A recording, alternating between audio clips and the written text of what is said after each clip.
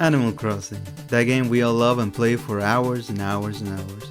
You probably play New Leaf at one moment in your life, which to your luck, it is the best version there is and still is, and is one of the most people play for the first time.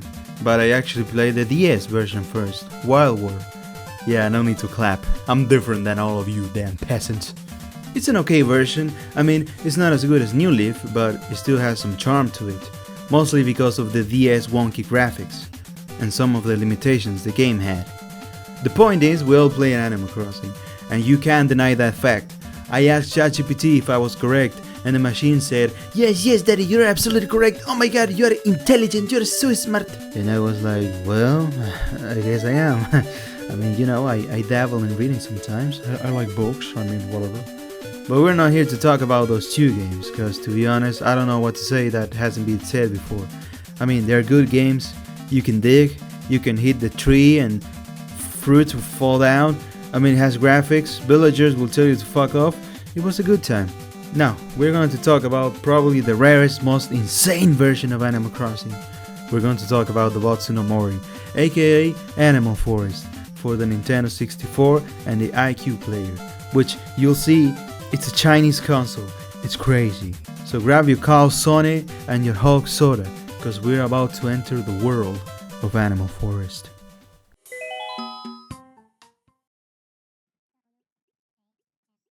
Dobotsu no Mori started development in 1999. The game was being directed by Katsuya Iguchi and Hisashi Nogami, two key directors at Nintendo at that time. They already had a good resume of games on their names. Games like Super Mario Bros. 3, classic, Star Fox, fucking classic, 12 FPS games were good back in the day, shut up, Wave Race 64, Yoshi's Stories, Tetris Attack, I mean, damn, Tetris Attack. That game is top 10 game of the year. And they've done many others, but this game was Mr. Nogami's first time actually working on his own original game. So it was a big thing for them, I'm sure.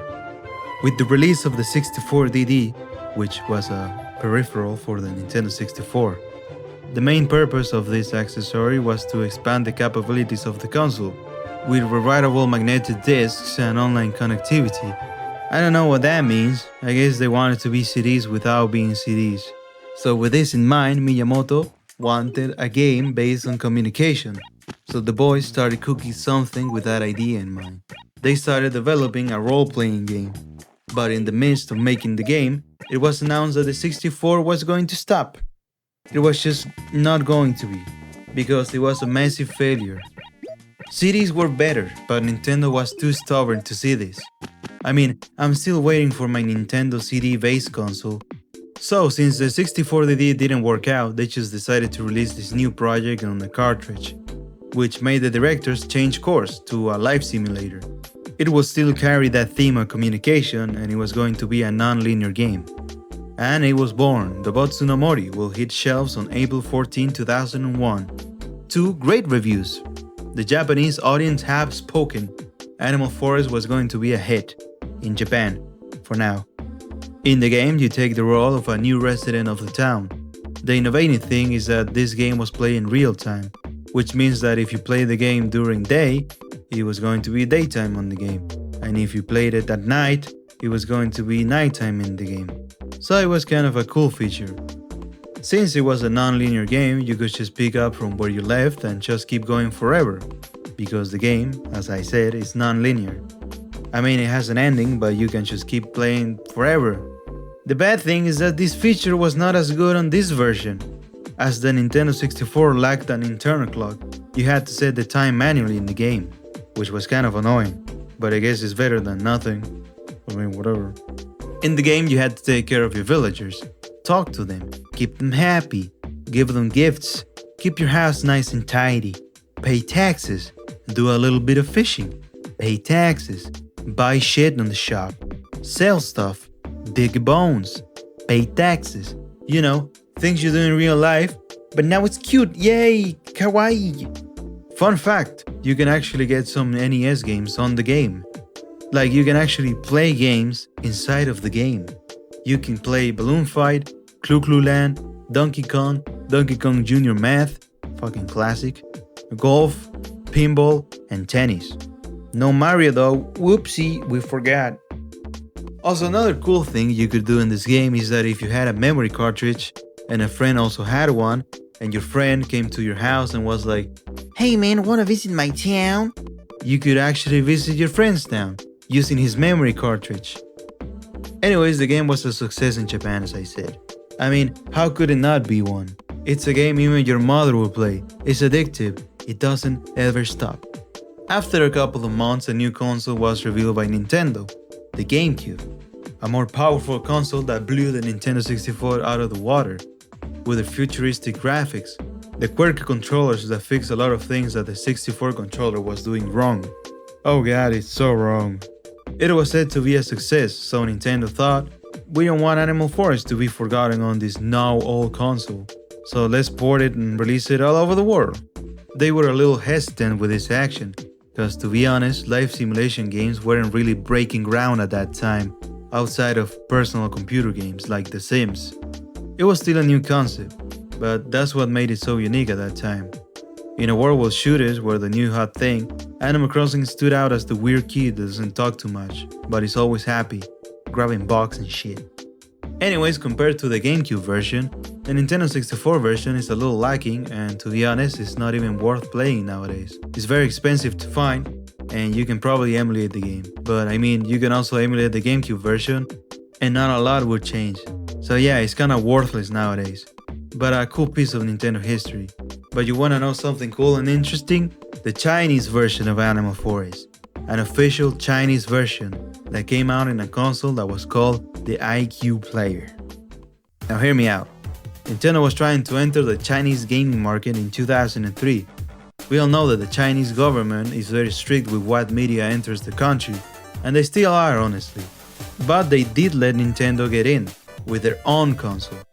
A weird plug and play thing that looked like a cross between a Nintendo 64 and a GameCube controller. I mean, it looks more comfortable than a 64 controller. Actually, it looks awesome. The iQue player finally came out in 2003, with 5 games installed. It was basically a very sophisticated plug and play console, as I said before. But there was something really cool. You could install more games in its machine. How? Well, you had to take your console to a kiosk and just ask for more games in the little machine. Which is a really cool concept. But even cooler was iQue at Home, which allowed users to connect the console to a PC via USB and download games from the iQue servers. Imagine Nintendo actually letting you download games from a PC to your console. Now that's funky. The iQue player got 14 games, the last game being Animal Crossing. That game was released in 2006. While other countries were already waiting for a PS3, China had Animal Crossing, the Nintendo 64 version. Thank you, China. 我们非常感谢中国给予我们如此难得的机会。 Now this console was actually an improvement over the Nintendo 64. It had better loading times, the games were fixed in some cases, the controller didn't have rumble, which I mean, it's sad, but okay. And of course some of the text and voices were translated to Chinese. Now, what changes were added to Animal Forest in the iQue player? None. Well, almost none. Some special events in the game were moved. For example, the New Year's Day event is moved from January 1st to Overriding Day from January 21st to February 20th, coinciding with the Chinese New Year. The countdown still occurs on December 31st though, and some items changed to coincide with Chinese culture and their ways, which is fine honestly. This happened even in the American version. Now, what was the next Animal Crossing released in China? Not Wild World, not City Folk, not New Leaf, but Animal Crossing New Horizons. So they had to wait 14 years for a new Animal Crossing. Man, can a person play Animal Forest for 14 years? If you're Chinese, let me know. In conclusion, I think Animal Forest is a lovely game. Whether you play it on a Nintendo 64 or on the iQue player, it's a cozy little game. The start of a series of games that made people fall in love with the concept of life simulators. No objectives, no missions, just enjoy the ambience, the characters and the life. Just chill out. The perfect game to play on Christmas. Oh yeah, I forgot to mention this video is a Christmas special, cause what's better than playing Animal Forest on Christmas? Seeing your family? Be real now. I would rather see my family any moment but Christmas. They get a little too crazy. Help. So if you really want to play this game, just emulate it. It's easier, and honestly, you are not going to find everything needed to actually enjoy the game at its fullest on the original console. And I don't know how rare the iQue player is, probably very rare outside of China. Now, if you want to get into Animal Crossing, maybe start with the GameCube version. It's an update over the Nintendo 64 version. But what if you want something portable? Play New Leaf is the best portable version of this game. I'm sorry, Wild War, my beloved, but what if you can't find a 3DS? Well, play New Horizons. You don't have a Switch? Don't worry, you can play City Folk with the Wii modes. It's good. Oh, you don't have a Wii? Do not fret, my friend. Buy a PC and emulate all of these games. You don't want to emulate it because it's bad? You gonna cry? I guess you can play Animal Crossing Pocket Camp on your phone if you hate your life. Oh, but wait, what if you don't have a phone? Well, don't worry, buy the Monopoly Animal Crossing edition. You can play with your mom and make your little sister rage quit. What? You don't like Monopoly but you want a tabletop game? Play Animal Crossing Amiibo Festival. It's not fun at all. What's the point? Or what if you don't have a Wii U? Well, you can watch the movie. You don't know where to find it? Just Google it, baby. It's on archive.org probably. What's that? You what? You don't like movies? Don't worry, I got you. You can read the manga series. There are 4 series and one of them is based on New Leaf. That's like playing the game, you know? You just need a little bit of imagination. Well, wait, what if you don't like reading? How about the Animal Crossing calculator?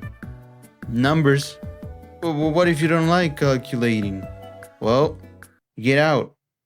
Stop watching. Just stop watching this video. Stop. Get out of here. I don't like you.